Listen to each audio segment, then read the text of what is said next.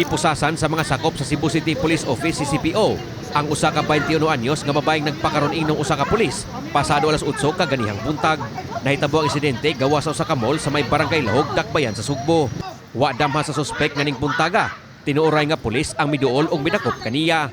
Agresibo pang nagdumili ang suspek sa pagdakop kaniya og daling gihubo ang uniform sa PNP dihang giduol na kini sa kapulisan. Matod ni Police Major Eranio Regidor, ang hepe sa Police Station 4 sa Cebu City Police Office, nga una nang gialarma ang mong babay human nga gingong nangilkil kinog kwarta sa mga patigayon sa dapit. Pinaagi sa pagpaila nga usa siya ka pulis. Apan gumikan sa pagduda sa mga gipangayuan nini og kwarta, dali silang nagpatabang sa ilang buhatan. Naatulusab nga adunay kasamtaang gipatumang pulis urban patrolling sa dapit. Diin adunay mga unipormadong mga pulis nga maglakaw-lakaw sa kadalanan. Isip police visibility hinungdan nga dali rusab nga nasikop ang babaye. Naduol kay visible man sila, so ila dayon giaksyonan, giadto lang adto dayon ila dayon gi question din nilang authority. Nga unsa man kay pulis man gyud tan-aw nimo siya.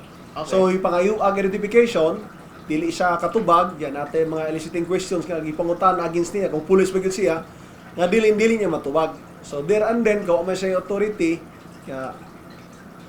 she's wearing insenya, illegal use of uniform, nagpaila nga kanang usa ka pulis, which is usurpation of authority. So she could be charged ato ang article 77 o 179 o 79, I mean usurpation of authority o kakaning usa illegal use of uniform and insenya.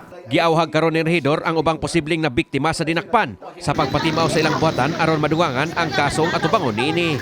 Nagpadayon usab ang ilang pakisusi kung wa usab malambigit sa ubang illegal nga kalihukan o baka sakop kini sa mga modo sa pagpangdaot sa imahe sa kapulisan.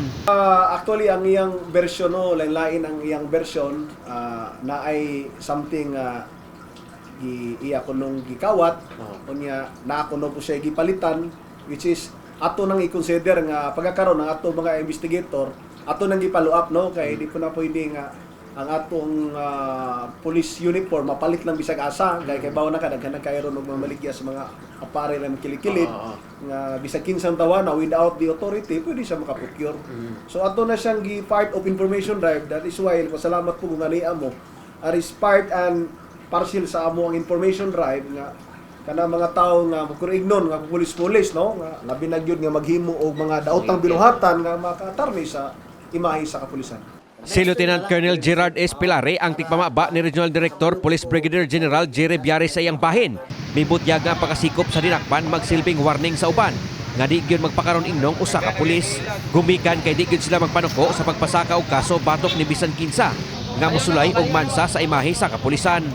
Ang mga wala kahibaloan niyan, just to emphasize nga ignorance of the law excuses no one. So bisag wa ka kahibalo nga bawal ni, you will still be arrested and you will be charged in court.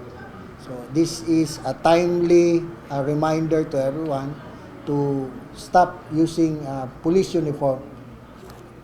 Dili man lisod i-explain ang rason nga no, because you can commit abuses, you are not authorized to wear those uniforms. Kini si Greggy Magdadero alang sa My TV Cebu.